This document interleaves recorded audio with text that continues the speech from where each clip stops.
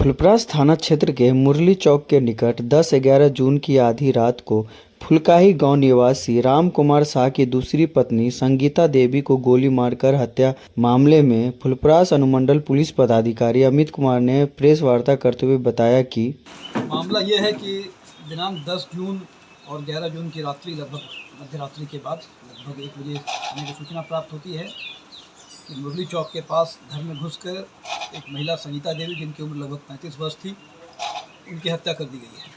तत्काल ही पुलिस की टीम, हम लोग स्वयं और एफएसएल की टीम घटनास्थल पर पहुंचती है। पीओ को संरक्षित किया जाता है और सारे तरीके से पूछताछ करते हुए, सूचना संकलन करते हुए, तकनीकी साक्ष्यों को एकत्रित करते हुए इस जानकारी पर पुलिस पहुंचती है कि उस महिला की हत्या प्रायोजित तरीके से उसकी सगी बहन और उसकी सौतन, जो राम कुमार शाह की दूसरी पत्नी थी, उन्होंने प्राइवेट शूटर्स को रखकर, उन शूटर्स के नाम है नीतीश यादव और अमित यादव, उनके द्वारा उन्हें बुलाकर रात में गेट ठटकाकर खुलवाकर, और एक और छोटी बच्ची वहाँ सोई हुई थी, उसकी मौजूदगी में वो जस्ट रूम से बाहर निकली हुई थी, और इस शूटर नीतीश कुमार यादव के द्वारा उस महिला की हत्या कर दी जाती है। त्वरित अनुसंधान के क्रम में एसपी महोदय के द्वारा एसआईटी का गठन किया जाता है मेरे नेतृत्व में, जिसमें एसएचओ फुलपरास, एसआई निरंजन कुमार और एसएचओ एसआई कीर्ति कुमारी, सुरुचि कुमारी और अन्य इस कांड के उद्भेदन के लिए लगते हैं। कांड के उद्भेदन क्रम में जो मुख्य शूटर नीतीश कुमार हैं, कल उनकी गिरफ्तारी सुनिश्चित की जाती है देर रात।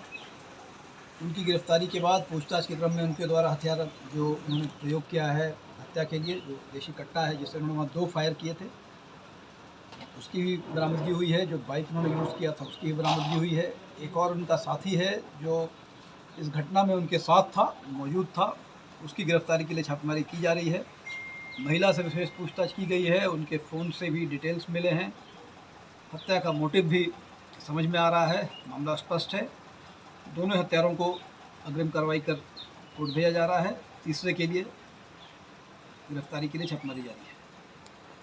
गोली फायर करते समय नीतीश अकेले थे या 2 लोग थे?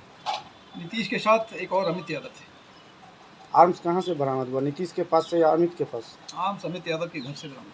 अमित यादव, नीतीश की निशानदेही पर। नीतीश की निशानदेही। दोनों कहाँ का साथ आए थे। अमित यादव गोगटिया का है, भोली रहे, और नीतीश भोली रही का है, बलुआ का है, बलुआ लोकी का। अमित घोड़िया भोली रहे। एक फरार जो है, एक जो फरार है उसके गिरफ्तारी के लिए छापेमारी की पहचान हो गई?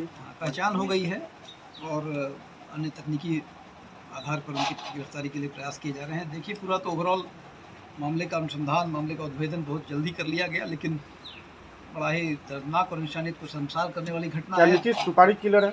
नीतीश इसके पहले 6 महीने पहले लगभग बेल पर जेल से आया है। इसके पहले लूट और अन्य वारदातों आर्म्स एक्ट में जेल गया। इस घटना में भी क्या कोई लेन देन की बात? घटना में लेन देन की बात स्पष्ट हुई है। महिला जो है, जिनका नाम सरिता देवी है, जो मृतका की सौतन और सगी बहन भी होती हैं, उन्होंने ही इसे, जैसा बताया गया है कि 37,000 रुपये दिए हैं, ऑलरेडी दे चुकी है, और कुछ और अन्य रुपये देने की बात थी, कुल 1 लाख 1.5 लाख में। कितने पे सौदा था? लगभग 1 लाख पर। संपर्क सूत्र हैं, उनका नाम बताना ये हो गया।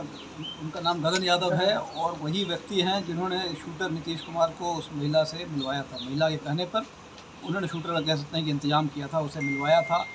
पैसे का लेन देन हुआ था। कुछ पैसे उस लाइनर जो हैं गगन यादव, उन्हें भी दिया गया है, और इन लोगों के मोबाइल भी जब्त किए गए हैं। मोबाइल से और डिटेल सामने आ रहे हैं। CDR, सब लोगों की बातचीत का क्रम लगभग स्पष्ट है। गगन यादव कहाँ के हैं?